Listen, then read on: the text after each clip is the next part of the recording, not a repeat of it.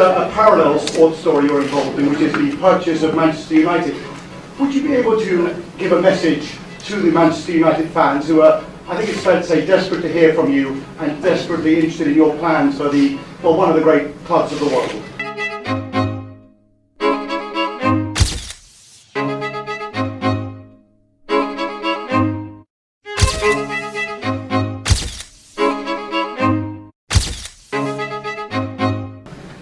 We're here today to celebrate the Super Bowl in Tampa in 2009, and it's a very important day, and I would hope you'll respect that. This community is here to celebrate that. These people here work very hard. Thousands of Manchester United fans who are looking forward to hearing from Mr. Glazer, so I just wondered if he could at least send a message to the Manchester United fans at what is a period of real anxiety for them. Mr. Glazer? Next question.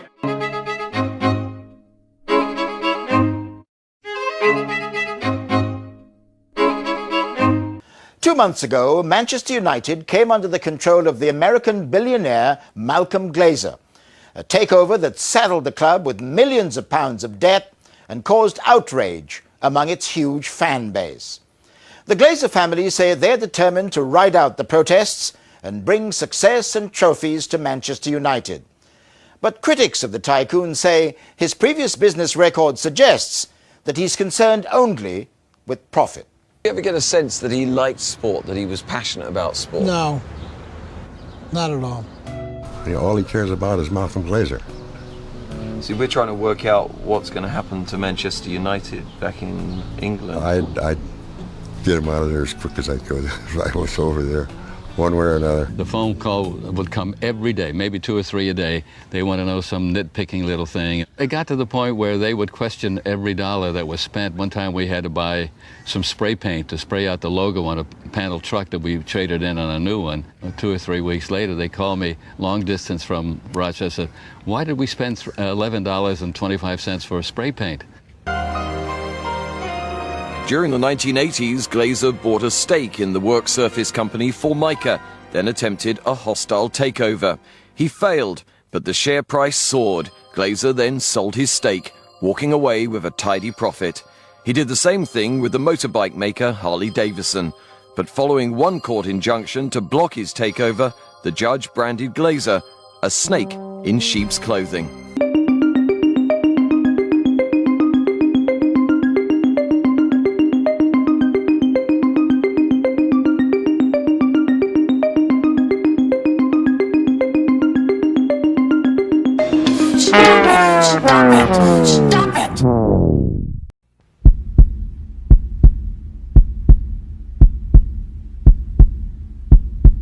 Stop it! Stop. Okay, we're not going to be talking you through the entire history of what the Glazers have done to Manchester United, because everyone, and especially Manchester United fans, are fully aware of what has happened to Manchester United.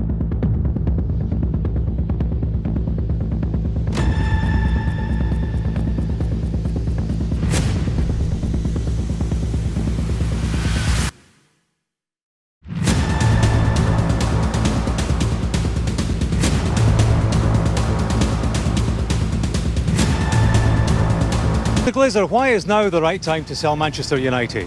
Hi, well, as we announced yesterday, the board went through a process and it's decided it's going to look at different strategic alternatives, and that's what we're doing.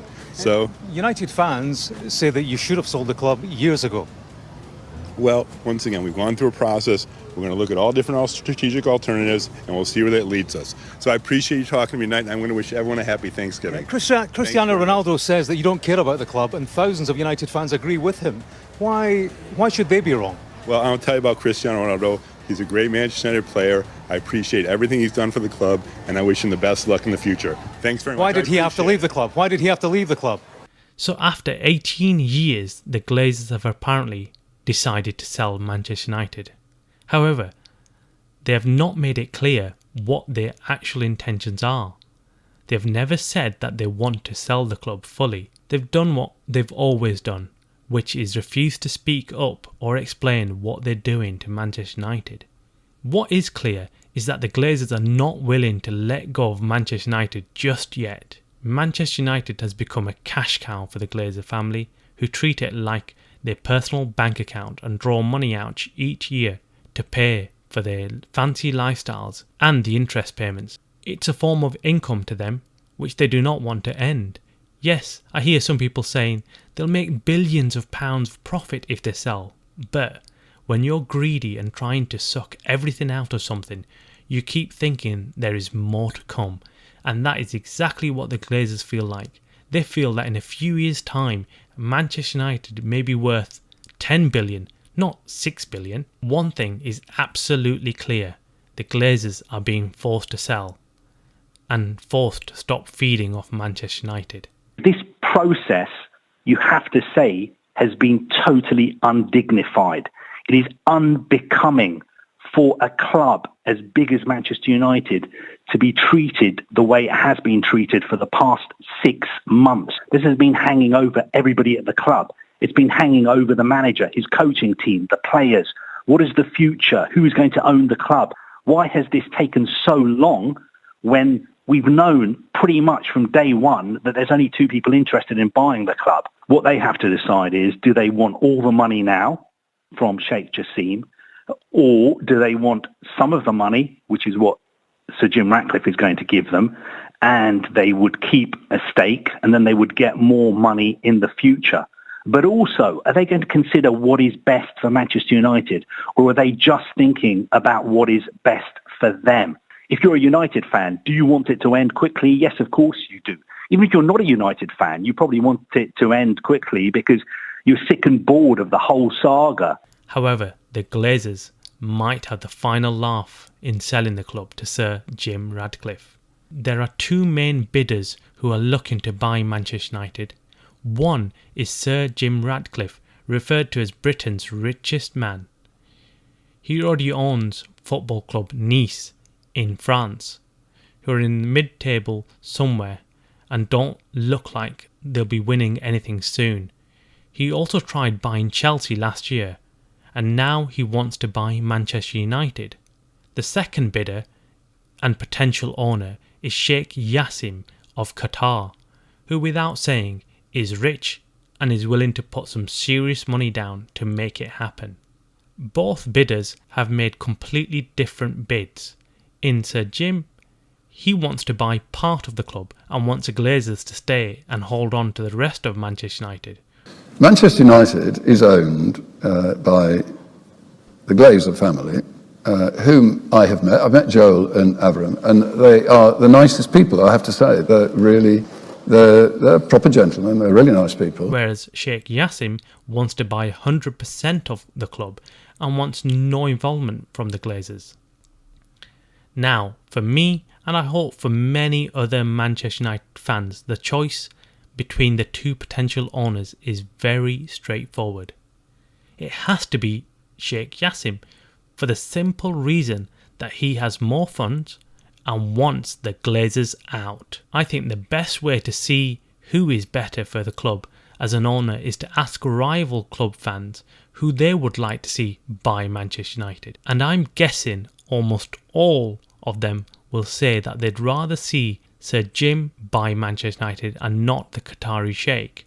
In order for us to rival clubs like Manchester City, PSG, Real Madrid, Barcelona, and now even the likes of Newcastle, we need someone huge to come in and wipe the slate clean, invest in the training ground and the stadium, and put us on equal footing to the rest of the big clubs and bring Manchester United back to the stage where it's always meant to be.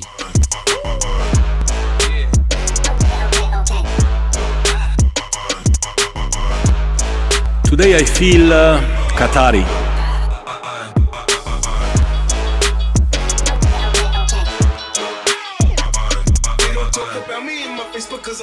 When I pull up out front, you see the Benz on dubs. When I roll 20 deep, so it's drama in the club. Now that I roll with Trey, everybody show me love. When you sell like Eminem, you get plenty of groupie love. Look, homie, ain't nothing changed. Close down, cheese up. I see exhibit in the cutting, man. Roll them trees up, roll them trees up, roll them trees up. I see exhibit in the cutting, man. Roll them trees up. We're gonna win so much, you may even get tired of winning, and you'll say, please, please, it's too much winning.